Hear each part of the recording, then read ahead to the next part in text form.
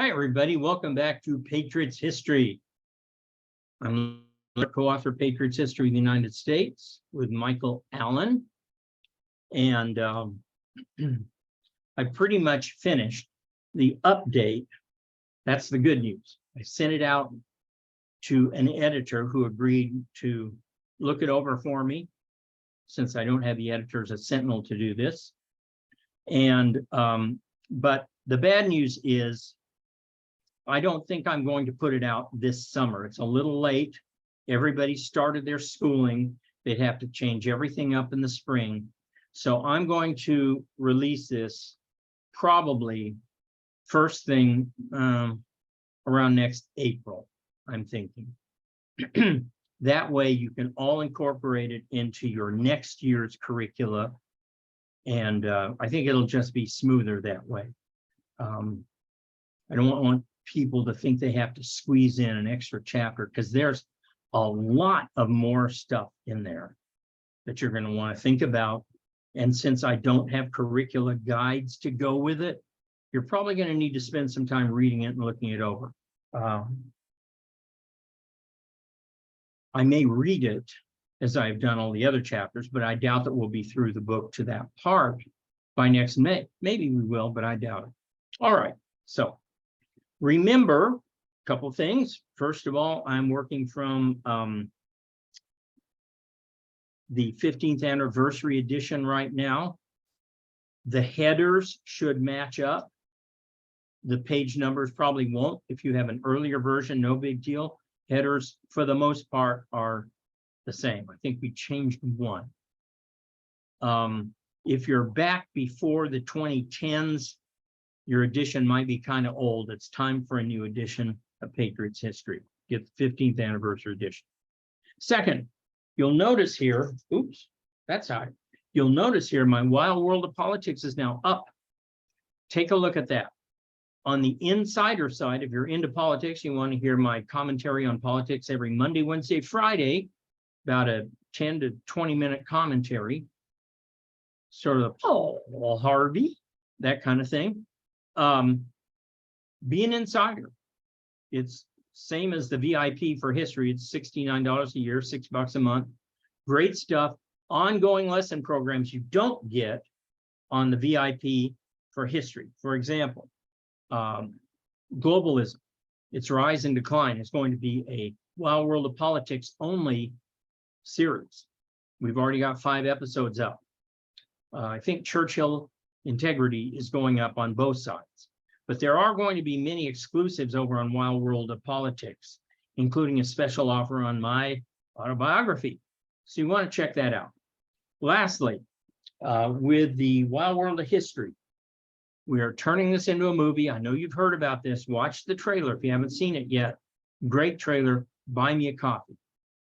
We think we have a budget in mind as to how much the pilot's going to cost. I'd say we're about 1/6 of the way there toward a full pilot. For the full program, we have some ways to go into fundraising for big money when we get to that. But our need now is to get this pilot done so we can attract the big investors and big funders. So help us out. Buy me a coffee. All right. Last time we nearly finished with chapter 5, the header movers and shakers. I've got about 4 paragraphs left of movers and shakers, starting on page 140.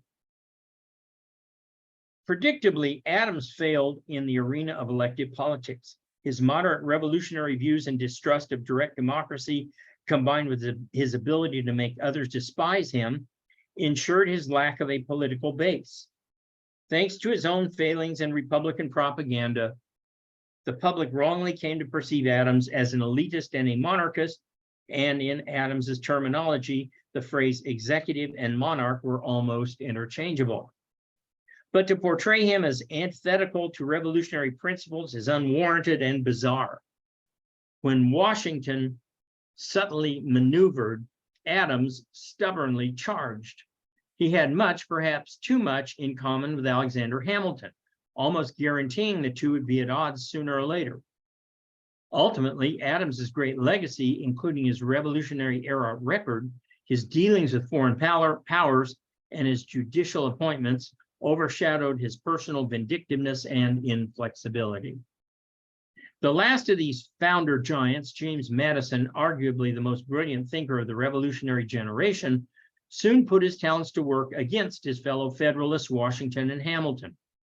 A Virginian and Princeton graduate, Madison stood 5 feet 4 inches tall, dressed in plain clothing. One biographer remarked that Hamilton was like a peacock, while Madison was a crow, and reportedly spoke in a near whisper. He compensated for a lack of physical presence with keen intelligence, hard work, and a genius for partisan political activity. Madison's weapons of choice were the pen and the party caucus, the latter of which he shares much credit for inventing.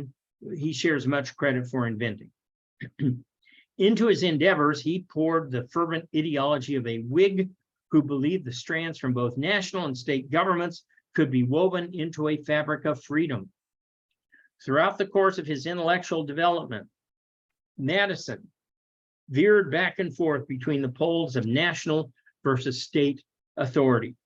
By the early 1790s, he leaned toward the latter because his old protege Hamilton had drifted too far toward the former. Always alert to the blessings of competition in any endeavor, Madison embraced the concept of factions and divided government. As a prominent voice in the House of Representatives, James Madison began to formulate the agenda of the party of Jefferson, and in so doing became heir apparent to his Virginia ally. Okay, page 141, creating the cabinet. One of Washington's most important contributions to American constitutionalism involved his immediate creation of a presidential cabinet. Although the Constitution is silent on the subject, Washington used executive prerogative to create a board of advisors, then instructed them to administer the various economic, diplomatic, and military duties of the executive branch to report directly back to him. I should add here, Congress used the elastic clause to say that the Constitution gives them the power to authorize Washington to do this. He did so instantly and with surprisingly little controversy. He perceived that these appointees should be specialists, yet the positions could also reward loyalists who would work for success of the party. As appointees needing only the approval of the Senate, Washington bypassed the gridlock of congressional selection systems. Soon after his election and the establishment of the cabinet, Washington realized that staffing the government would be a permanent source of irritation, writing, quote, I anticipated in a heart filled with distress the 10,000 embarrassments, perplexities, and troubles to which I must again be exposed, none greater than those caused by applications for appointments, jobs. Little could the Virginian have dreamed that federal job seeking would only grow worse, and that 80 years later, Abraham Lincoln would have lines of job seekers stacked up outside the office while he was in the middle of running a war. Page 142. The importance of the cabinet to evolving party politics was, of course, that Washington's inner circle hosted the two powerhouses of the 1790s politics, Hamilton and Jefferson. Secretary of State Jefferson is ever present in the history of the American revolutionary culture and politics.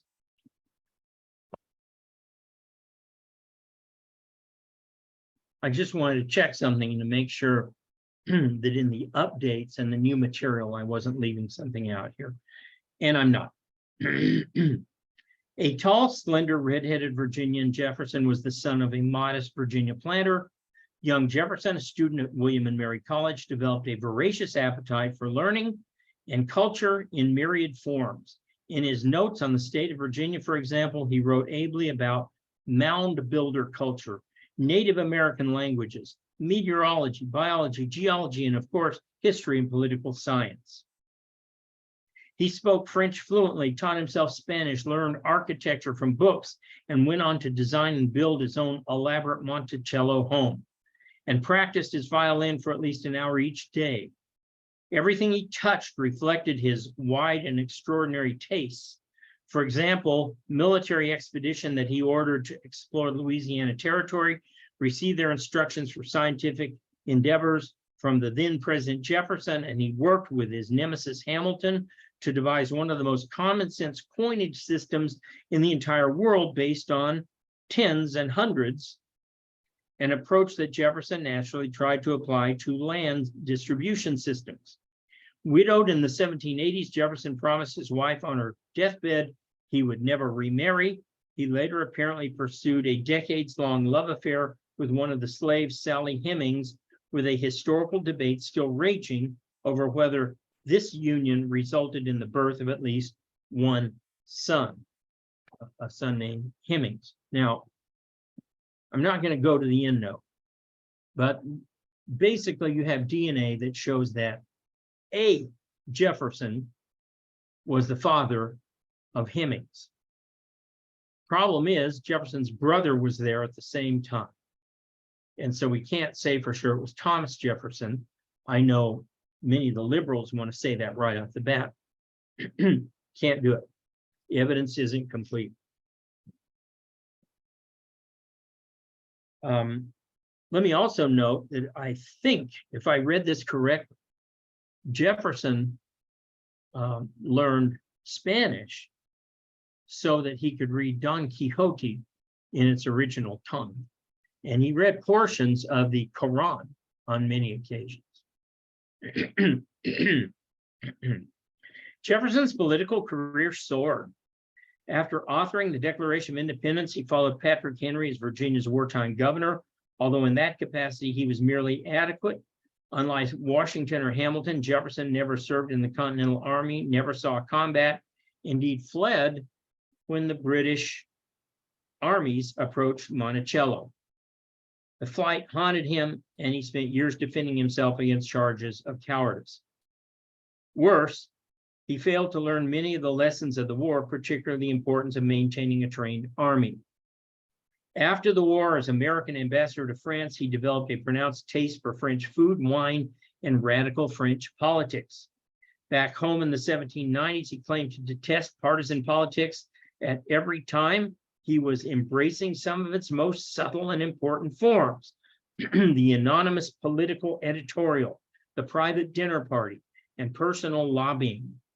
Anybody who knew Jefferson said he possessed a certain kind of magic, a charisma. Love of good company and conversation provided him great joy and simultaneously a lethal weapon to use against his political foes. At the same time, the sage of Monticello could be every bit as unforgiving and spiteful as Adams, and equally quick to take offense. Not surprising the two didn't like each other, even though they were friends. Fueling Jefferson's political endeavors was a set of radical Whig beliefs that had not changed much since he penned the Declaration of Independence. By the way, although he did run in front of the British armies, nobody can call Thomas Jefferson a coward, because this man signed the Declaration of Independence. Anybody that signed that signed their own death warrant. He got lucky. Okay. The famed document's denunciation of centralized economic, military, judicial, and executive government authority combined with a hatred of state religion to spotlight his classic radical Whig ideas. Although it is debatable whether Jefferson in fact penned the celebrated words, "Government is best which governs least," there is no doubt that he believed and acted on them in virtually all areas except slavery. On all other issues, though, Jefferson remained consistently oriented towards small government, and he may well have flirted with the principles behind the words later penned by Henry David Thoreau, that government is best which governs not at all. Just as Jefferson did not unthinkingly favor smaller, weak government, as has been portrayed, remember America's first foreign war started under Jefferson. The biggest land purchase in American history came under Jefferson, and it was not constitutional when he did it, but he did it. Neither did his antithesis, the Secretary of the Treasury, Alexander Hamilton, endorse a Leviathan state, as his opponents have asserted.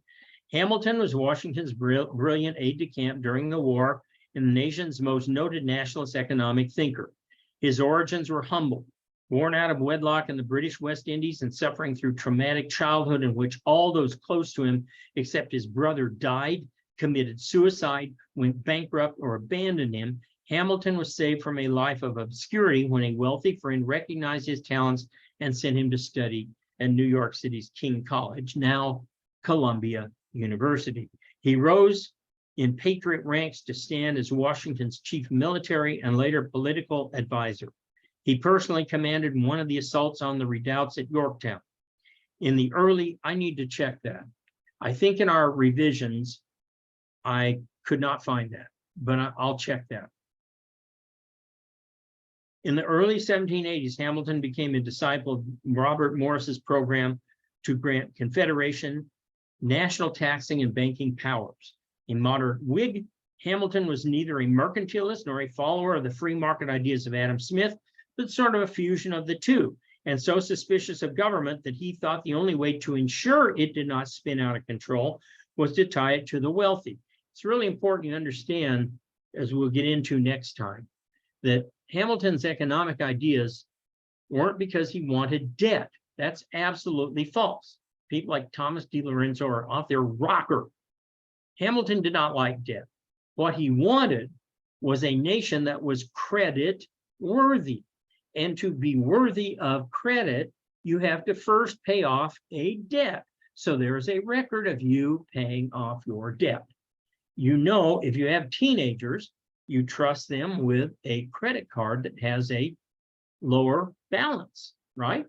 And as they show themselves to be faithful and commonsensical in paying off that debt, you increase their limit so that you don't just hand a 16-year-old credit card with a $50,000 debt limit and watch them come home with a new car, right? Hamilton believed the US government was the same way. Get some debt, pay it off. Get bigger debt, but pay it off. And as we'll see, he had a radical notion for how you always get that debt paid off before you take on any more. Okay.